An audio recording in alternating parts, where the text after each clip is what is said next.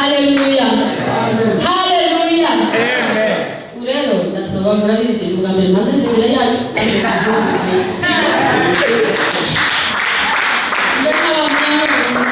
mpamura kagaye amajwi yanyu tugendane nanjye ntabwo zo kubatenguha turabigenda neza. Haleluya. Haleluya. Haleluya.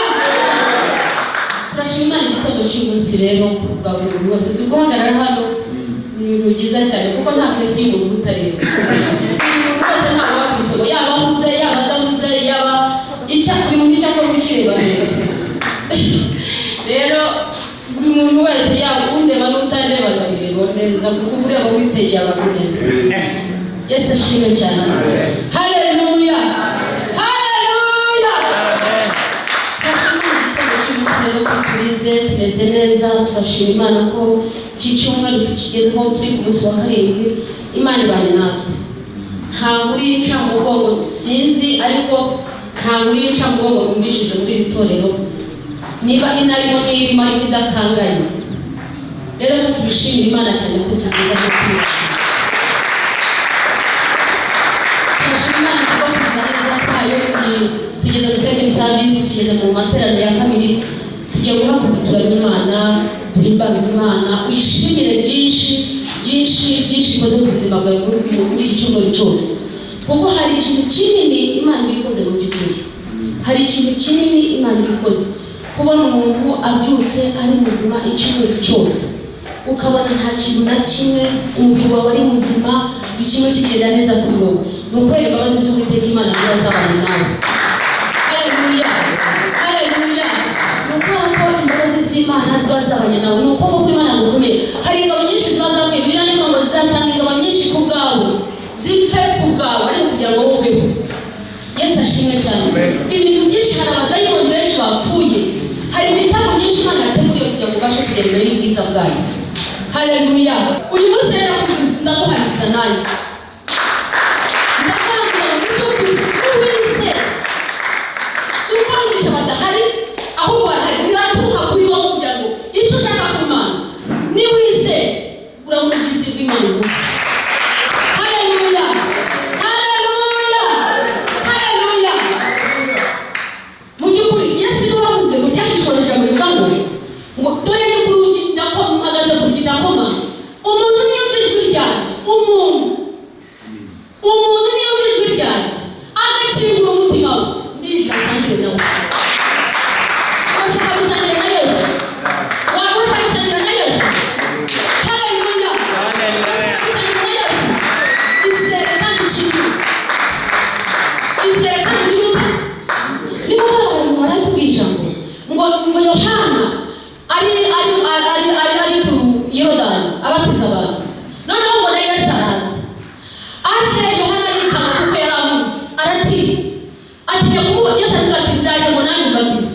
Yohana asa n'usubira inyuma n'ibyo ariko abivuga aravuga ati ubwo narizi ngo ni wowe ugomba kumbatiza bitewe n'ubutware n'ubushobozi n'uko nkuzi urashaka ko ari kubatiza. Yesu aravuga ngo emera ubikore kugira ngo kuko ari byo bidukwiriye kugira ngo dusohoze gukira. Uyu munsi cyo emera ubikore kuko ari byo bisohoza iki. Emera ubikore tujya guhimbaza Imana rero emera ubikore kuko ari byo bigiye kukuzanira gukiranuka kw'Imana bikaguhuza n'Imana. Haleluya. Emera ugire ute? Haleluya. Haleluya. Emera ubikore nukingura umutima wawe icyambere uramugize bw'Imana icyakabiri Yesu Kristo azasangire nawe ariko nugira ute ni wewe ukabikora. Emera ubikore emeza umutima wawe rero sibyo n'ibyo nari ndimo hanze ahubwo hano ahantu ugeze ni ahandi hadasanzwe. Yesu Kristo reka kugutwara n'uweje atandukanye n'uyu munsi. Haleluya. Uko aje yakugendere ntabwo ari uyu munsi agiye kukugendera uko aje mw'abantu uyu munsi siko mugiye kubana ariko emera ubikore kuko ari byo bigiye kukugenda gukiranuka kw'Imana. Haleluya. Emera ugire ute?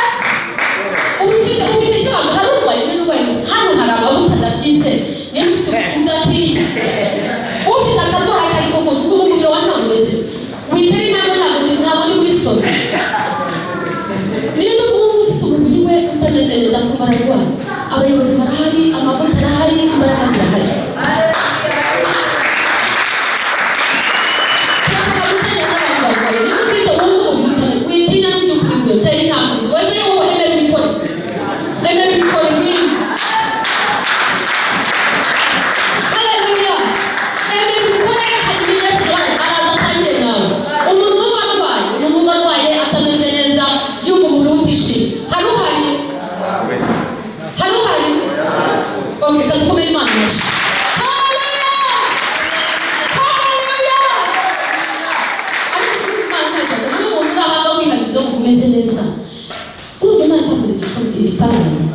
Hari igitangaza kirezejo ku Imana y'abahinzi. Haleluya. Noneho ninde umuntu wumva bitageze neza kuri konti yakumva mu by'ukuri yagatanguye kaca.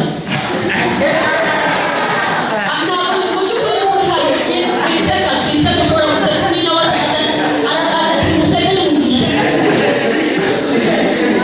Ubwo ukabona yimereye nabi akavuga ati twiseka umuntu mu by'ukuri ukora igitana rugana kugutaniza kaca bakakutwara muri bane. Umuntu wagatanguye kaca nazo tumwe ka breakfast. Haleluya.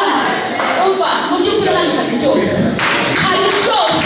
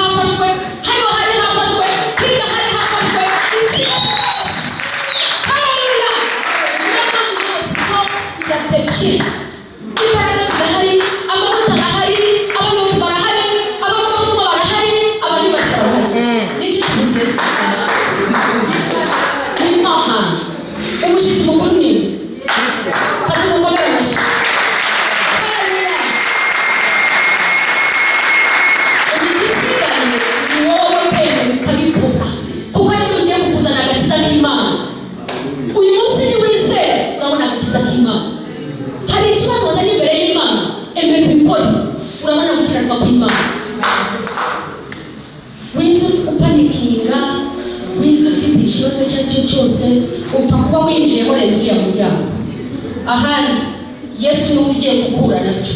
Gusa wowe ukiza emera bikore ukiri umutima wawe aragasagire nawe. Kandi araza wese wowe ufite ibyo bakumwakira kwa gatatu baratubwiye kukigo nyerekana n'iki n'ugoramye. Kukigo nyerekana n'ugoramye. Ku munyambara nyerekana n'iki. Sasa ni wowe uhitamo uburyo ugiye kumwakira. Ni wowe ugiye guhitamo uburyo bwo kumwakira. Uko mwakira niko akuzi.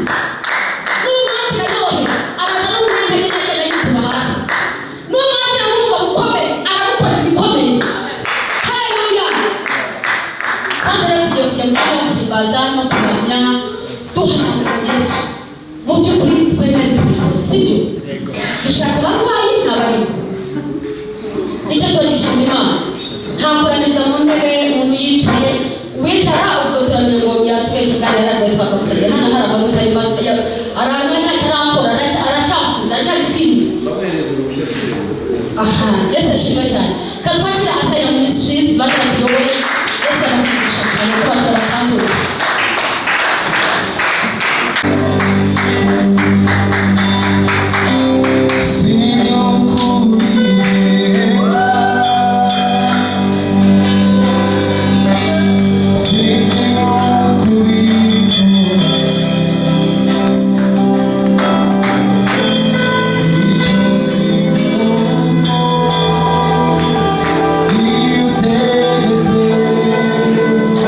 Yeah.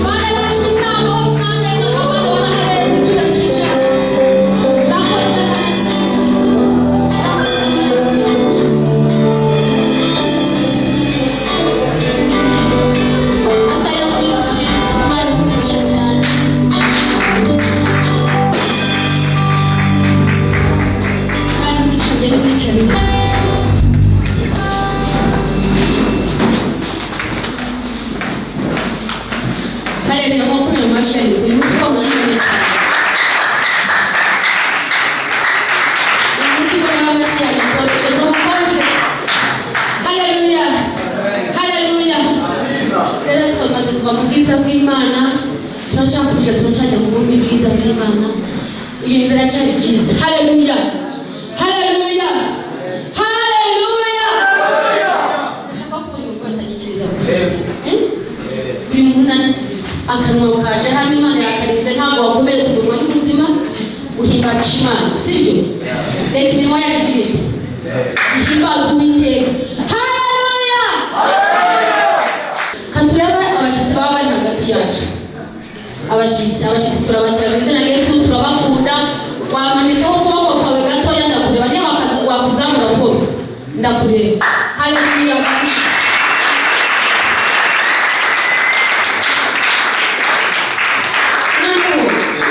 Abashyitsi bacu tubabwira turabakunda kandi mwakoze kudutekerezaho.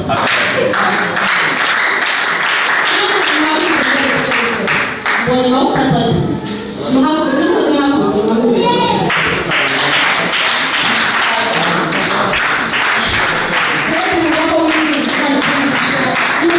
Neza cyane.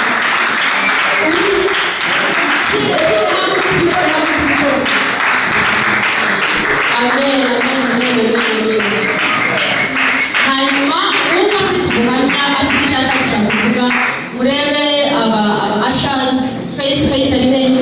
Face mama murebe inyuma bashaka kureba uriya wambaye umwenda w'umuhondo n'agakote k'umukara.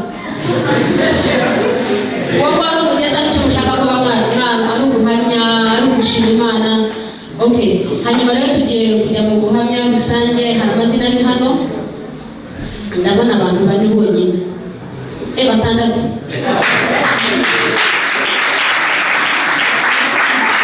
Rero aba bantu ni benshi. Njyewe ndarimita ntabwo uza kundengana iminota ngufi kuko uratwicira ikirori. Utatwihiriza uturire ikintu cyatwi nta kibazo dushaka kwiteza, sibyo? Ubu ngiye guhera ku izina ujya ugira ko waje mu nzira n'uko imvura itakunyagiye, ibyo turabireba natwe ntagatanga. Ubu rero gera ku cyakuzanye turatangirana, ariko wowe ndakwizera n'umuntu. Hari abantu babiri bizera. Ndashimye cyane, ndashima Imana ku bw'iki gitondo. Gusa ndashima Imana cyane kubera yuko numva ndi comfortable kugira ngo mvuge ibintu byose. Amashimwe yanjye yavuga ukuntu ateguye n'ikimenyimenyi kugira ngo nyavuge yose. Ngira habiti yo kwibagirwa ibintu nateguye kuvuga iyo ndi imbere y'abantu cyane, ariko nayarisinze nayanditse ku rupapuro. Haleluya. Ndashima Imana cyane kubera yuko iturinze. Ndashima Imana kubera yuko nanjye igeze muri rusange. Gusa ikintu cy'ingenzi numva mfite gushima Imana ni ibitangaza Imana igenda inkorera muri ino minsi. Mu minsi ishize najyaga njyama nkabona umuntu arimo arambwira ngo umubeshyi, kandi mu buzima bwanjye singapfa kubeshya rwose. Ntabwo njya mbeshya na gakeya. Noneho nkabona umuntu arimo arambwira ngo umubeshyi, nza gutekereza kuki buri gihe ndota umuntu ambwira ngo umubeshyi. Ariko nza gusobanukirwa yuko hari ibintu natekereje gushima Imana nsanga sindabishimira. Haleluya. Noneho ikintu numva ushaka kubabwira imbere yanyu nshima Imana nuko naje gusobanukirwa yuko guhiga umuhigo n'ubuhigura birutwa nuko utaba warabitekereje cyangwa utarabizi. Amen. Ikintu nshima Imana cya mbere, ndashima Imana nari ngiye kubivuga ariko kubera igihe cy'amasaha nk'uku mbona simbivuze ukuntu mbishaka. Haleluya. Mbicamo kabiri ndavuga ngo ndashima Imana ko mu kwa cyenda nzatangira kwiga. Yesu ashimwe cyane. Mu rugo bari bambwiye yuko ntaziga kubera yuko mama yari arwaye ubwoko kandi agomba kujya kwivuriza hanze. Baravuga ngo uzatangira mu wundi mwaka. Nkumva ni ibintu bimbangamiye, ariko ngira Imana yuko nshaka gukomeza kwiga. Haleluya. Urumva byari byari ubushake bwanjye. Ndabyibuka nabibwiye Kirenga mu bantu baba hano, Kirenga n'inshuti yanjye cyane, ese ashimwe cyane. Ndabimubwira, noneho mbimubwira ngira inama uburyo ki ngomba kubona amafaranga, ariko hagati aho ngaho hari ishuri rya leta riri i Musanze ry'abapolisi, mba nariyandikishije kugira ngo uzajye kuryigamo, kuko nabonaga mu rugo bitari bushoboke kunangirira. Noneho muri iyo minsi narabibwira, ariko ndamwihorera. Maze kumwihorera, amafaranga koko ndayabona, ndimo nasamarayizinga amafaranga ndayabona, ndagenda ndaregisitaringa.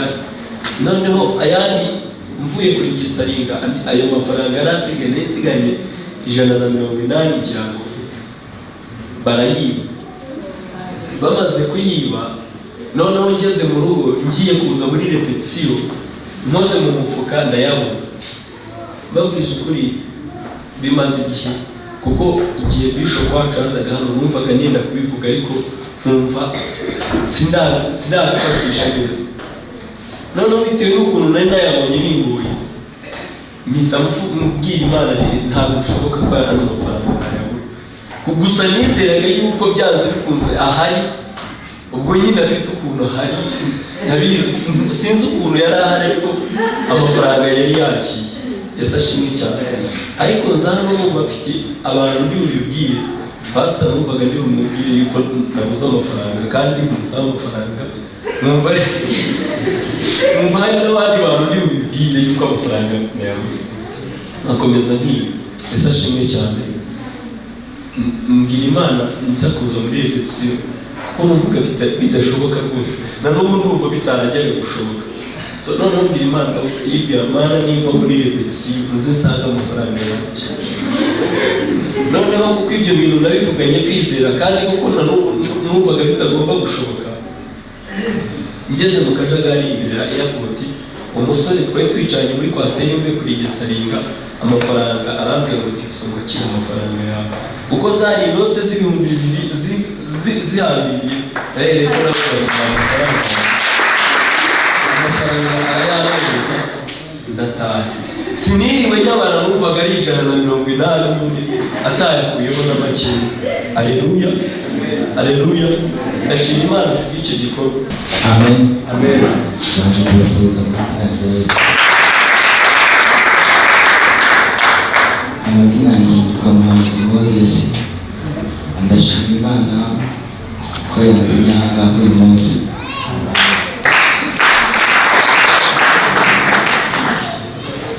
Muri hangana mu Kinyarwanda cyanjye n'igice sinzi Ikinyarwanda cyinshi, ariko ndashima Imana kuko yaduteranyije twese mu rugo nta muntu kure kubaga, ariko ndashima Imana yanzanye aha.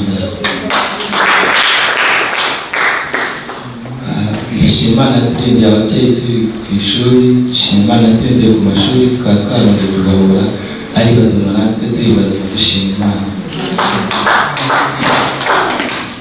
Ku ishuri hari icyo nabwiye Imana ngo ningera ku ishuri, kuko twakoraga ibizamini nkarwara mu minsi y'ibizamini kandi mu minsi isanzwe nirwaye. Nabwiye Imana nimfasha nkazakora icya leta neza, narwaye nagize ikibazo nzayishimira mu iterambere. Ndashima Imana rero kubw'ibyo. Mu rusengero musanzwe musengera ndi umubyinnyi muri bande, rero nasezeranyije Imana ko urusengero nzabanza gusenga ngeze aha nzayibyina. Rero sinzi ko mumenyereye.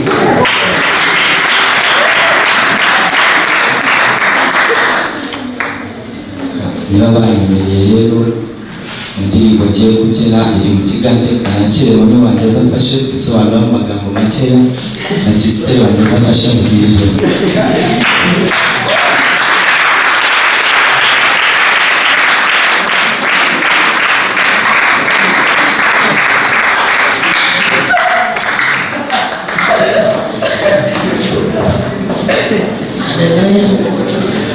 Neki bino Moses agore.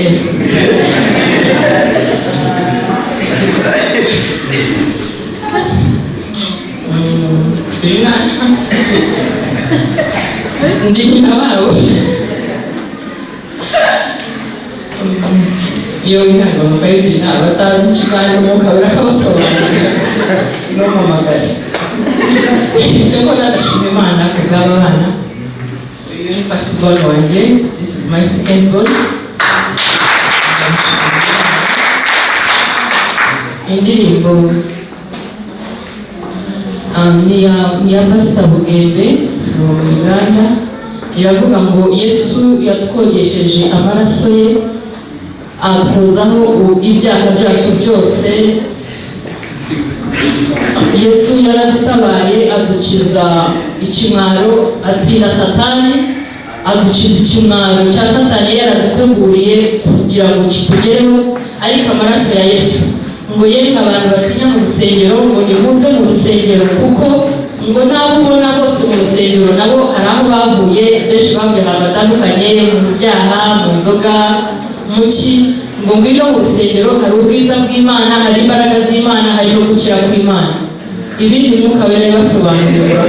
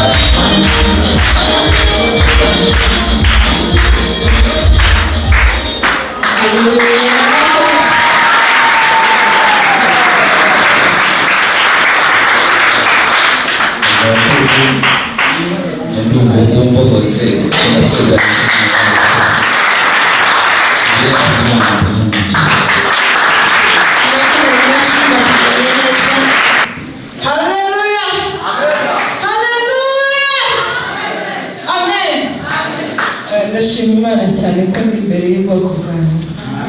Amen. Ndagira ngo tuzamure amaboko yacu duheze Imana icyubahiro.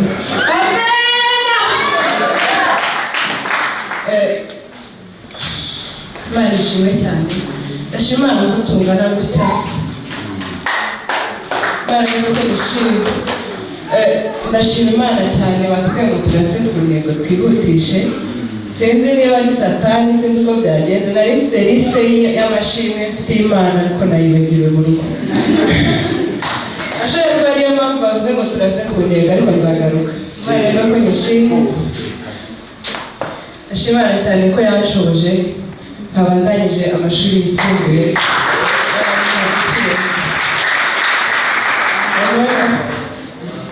ndashima Imana cyane ko nsigaye mbiratana mfite itorero nsengeramo. Amen. Amen. Mbere nasengeraga hafi, nyine ugasengera hafi yo mu rugo, sibyo? Bavuga ati Imana nta hantu itaba, ugasengera hafi yo mu rugo. Rero muri ubwo buryo nabashije kugera hano, ariko kuva hano byarananiye. Nabaga hano kuri ADEPR Mukurazo, hano gusa hafi. Noneho nkajya nsengera kuri Foursquare, rimwe rigeze no gusengera muri ADEPR hariya aho gatoya, ariko rimwe naje kuza hano. Ntabwo ari uko ari ibintu birenze murusha abandi, gusa abana twigana barabazi. Nababwiye ngo njye nasengeye ahantu rimwe, kakunda abashyitsi bahaguruka, narahagurutse mu bashyitsi, bavuga ngo musohoke hanze. Turasohoka hanze, baratubaza mwitwa bande, warabatijwe, dusigire nimero zawe. Ndavuga se itorero basiga nimero zabo bazazikoresha iki? Ngira ikibazo gikomeye cyane. Gusa ndashima Imana y'ubwami bwo mu ijuru. Byari ku cyumweru mu gitondo, mbona mesaje ngo Anita ngo waramutse kuraza gusenga. Byaranshimishije cyane, numva biranshimishije rero ati mu by'ukuri bano bantu ni umuryango, sibyo? Ndashima Imana cyane ko yanshoboje. Ubu ngubu twarimutse, nasengeraga hano kuko hari hafi yo mu rugo, ariko ubu twaranimutse. Ndashima Imana ko mbere niba hano hirya narakererwaga, ndashima Imana cyane ko noneho sinzongera no gukererwa. Ikintu nshimira Imana, ndashima Imana rwose ko ubusanzwe ku ishuri nari umuririmbyi, hari ukuntu batubaza ibyemezo nyine, iyo bavuye ku ishuri baguha icyemezo cy'ubukristo, noneho baba bagusaba ko naho uvuye nyine ugomba kwerekana ko usenga. Ibyacu biba biri strict cyane ntabwo. Ndashima Imana cyane ko urumva muri ubwo buzima nari mbayeho bwo gusengera ahantu mbonye, nta hantu nagiraga mvuga ati ndagenda mbwire pasiteri ngo ndashaka icyemezo, kuko nta mupasiteri numva ko wabaganze, sibyo? Gusa ndashima Imana ko hano babyumvishe nk'ibintu bidasanzwe. Ndashima Imana ko banyumvishe cyane ntanavunitse. Noneho nkabona kujyana n'ibyirukamo, Scotia yabyirutsemo birandega, akampamagara ati se bimeze bite, bavuganye na pasiteri, reka nze nyikwandikire ndaza kukimushyira, ibintu nk'ibyo ngibyo. Ndashima Imana ko umunsi ndi bujyaho ku ishuri byari ku cyumweru nari ntarakibona. Ndavuga ati ndabona n'ubundi njya kugenda ntakibonye, kandi iyo utagifite hari n'igihe baguhagarika ukamara igihe kinini utaririmba, kandi byambangamiraga cyane. Noneho arambwira ati pasiteri ari kubigukorera, wowe ngwino ku rusengero ufate icyemezo cyawe ubone kugenda. Ndashima ko pasiteri ntabwo yigeze mu materaniro atarazanira icyemezo. Namuciyeho hari imodoka iri kwihuta, abona ko yakererewe, gusa ndashima ko yazaniye icyemezo cyanjye.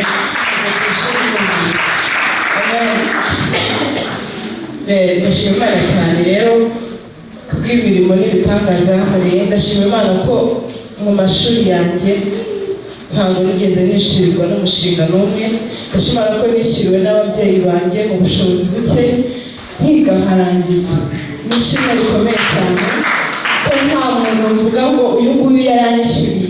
Nishyuriwe n'ababyeyi banjye, ndiga nta gikoresho nigeze mbura, nari umunyeshuri nk'abandi, hari igihe nagendaga ntayafite, ariko ntabwo bigeze bansohora mu ishuri. Hacagamo igihe gito amafaranga akaboneka nkakomeza nkiga. Abantu nako ndabona mwese murasobanutse, mwarize. Abantu mwize muzi ukuntu segonderi rushya biba bigoye cyane. Ndashima Imana cyane ko nizeye ibitangaza by'Imana. Ndashima ukuntu examen zari zimeze, ni ukuri byari ibintu bikomeye. Warebaga kwiga ibintu byose ugomba kwiga n'igihe gihari ukabona ntabwo bishoboka, ariko nabwiraga Imana ati Imana wowe uzi ibyo bateguye, kuko n'abana b'abantu, wowe nyereka icyo kwiga kandi cy'umumaro. Niba ndi kwiga ndi kumwe nawe ntuzankoze isoni, kuko ari we nizeye. Ndashima Imana ko yanshoboje nkakora examen neza, kandi nkaba nizeye amanota meza. Kumva navuga byinshi, ariko lisite yanjye ntiza muziteguye. Murakoze.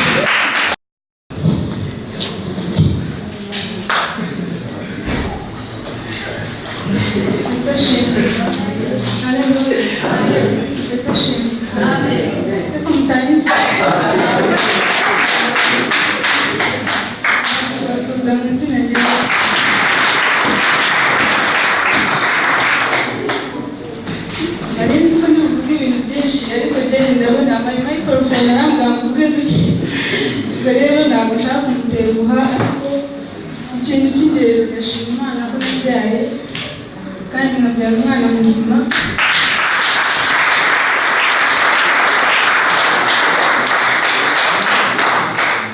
Nkanabyara neza.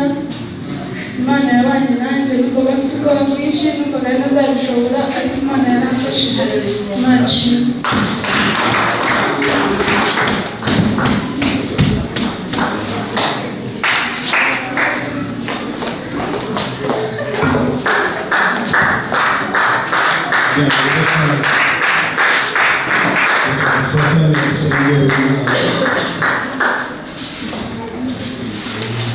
Mfite amazina menshi, ariko ibyo nshoboye gufata n'umugabo.